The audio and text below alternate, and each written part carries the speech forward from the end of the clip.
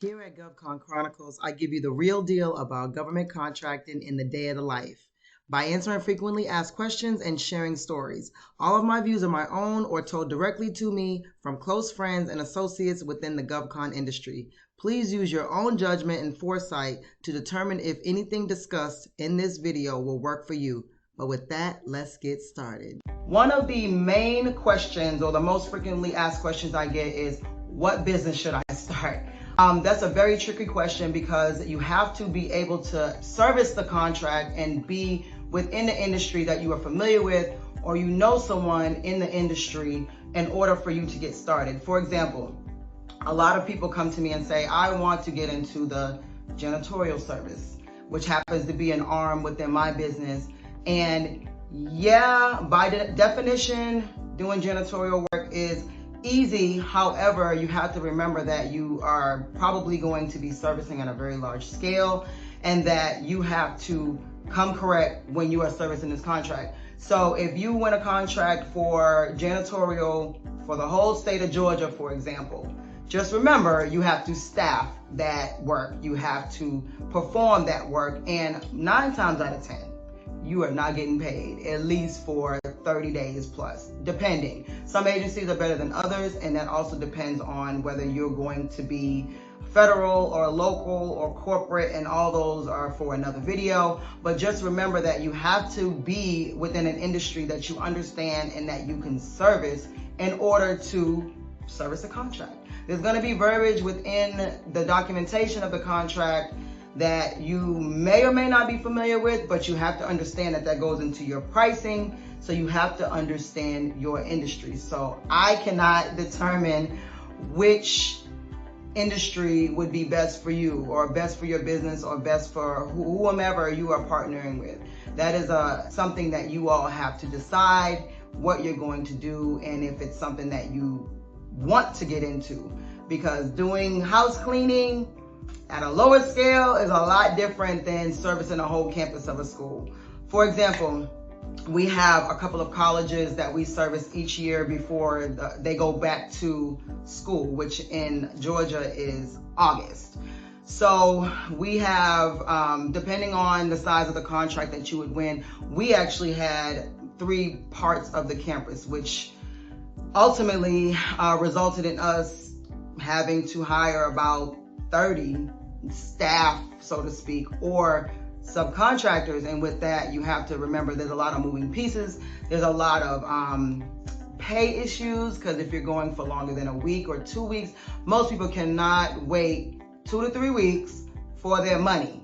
So you have to ensure that you have some sort of cushion or some sort of agreement with the sub or with the employees that you will not get paid until I get paid, or that they'll wait, or that you pay them with whatever funding that you have available, whether it's your personal funding or other parts of your business funding. So you have to really understand what your industry drives, what it will need. There's some industries where it's common to not get paid right away. Sometimes construction is like that, but within the industry that you're in, you have to really ensure that you know what you're getting into. Again, that's not something that I can choose. With that being said, just remember that if it calls for staffing right now, as of this video, this is October 2021, staffing is a nightmare. It is an absolute nightmare. Everyone who is in any industry that requires staffing, we are feeling it right now. We are definitely feeling once these people get off of this STEMI, that's when the floodgates will come back for the workforce, but right now it's just not there. So you have to remember, do I have enough staff? Do I do it myself? Ideally, I don't think anyone necessarily would love scrubbing toilets, but if it comes down to it, you have to understand that that's something you may have to do to step in. And so if it's an industry that you're not familiar with, that you don't understand how to do welding and some of the heavier construction projects, and you bid on it and you win, what if that contractor doesn't show up? Are you able to step in and do that work? Do you even understand that work? Do you know where to find other people to service that contract if it so happens that person doesn't show up? That is not very common, but that's common. So just remember, choose an industry, preferably something that you're already in, something that you're familiar with, something that you've done, something that you've been practicing for a while, because when you bid on contracts and you win, whether you had someone draft up your contract or not, or bid on the solicitation or submit the solicitation for you using a different company, and they had all the right verbiage, maybe not necessarily your verbiage, you still have to be able to execute. The contracting officer and everyone that's on that particular board expects you to be an expert. So you have to really, really execute. So that's something that I wanted to debunk, that you can just go in and start something that you've never ever heard of. Now you can.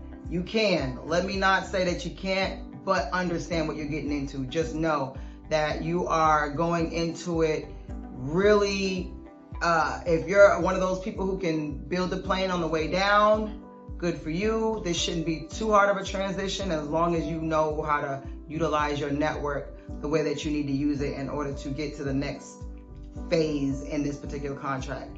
Contracts, when they start, sometimes they encompass what's called a kickoff meeting. And so in that meeting will be all those who are part of that board, or the contracting officer and whoever they include, facilities, or in my case facilities, and whoever's on that team to make the decision for that particular contract.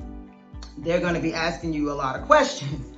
They're going to be drilling you. I mean, drilling you. And I've had it a few times. Luckily, I brought in people with me that were in the industry. And I mean, of course, I was in the industry already as well, coming from real estate background, doing renovations and stuff like that. I could speak the language, kind of, but we were actually going into a larger scale at this particular meeting with the college. So they literally ask you, like, what's your turnover rate? That's one question. Do you have staff coming in and out frequently? And they don't like that. They don't want to have people wandering around the campus or wandering around an office building that they don't know.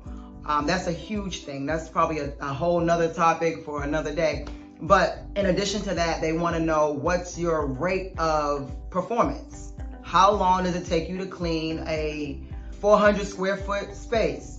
Like, go, literally, how long does it take you to clean this? Okay, because we have 6,000 rooms that need to be cleaned in a 3-week time span, so we need to know how fast you can clean it. And so that was quite overwhelming, of course, especially when I didn't know I was going to be asked that question. But for me, luckily, like I said, I had the people with me. And so one of the gentlemen that I brought, he was a longtime contractor of mine. He was saying, it's just like a hotel cleaning. And as soon as he said hotel, it was like all the, the beautiful light bulbs and fireworks went off in that room. And so it made it seem as if we hadn't worked at that scale before. Even though we hadn't necessarily worked at that particular scale, we had done other types of renovation and cleaning and clean outs and stuff like that. So, sometimes it's even those keywords, those buzzwords that will get whoever's on the board or the contracting officer's attention. So you have to know a little something. You have to know a little something before you go into these industries. You can learn on the fly, nothing wrong with that. However, be ready for it. It is not, being in GovCon is not the way out. It is not like, boom, submitted a contract, I'm good, I'm about to be a millionaire. That's cute, that's good. But you have to know what you're doing, you have to know what you're talking about. The worst thing that can happen to you is if you win the contract and you cannot perform. That's almost like a nail in the casket. So just remember to pick an industry that you are familiar with, that you can work with, that you have a partner that can help you through the process, because what you don't know is what you don't know. So with that, sayonara, and till the next video. Thank you.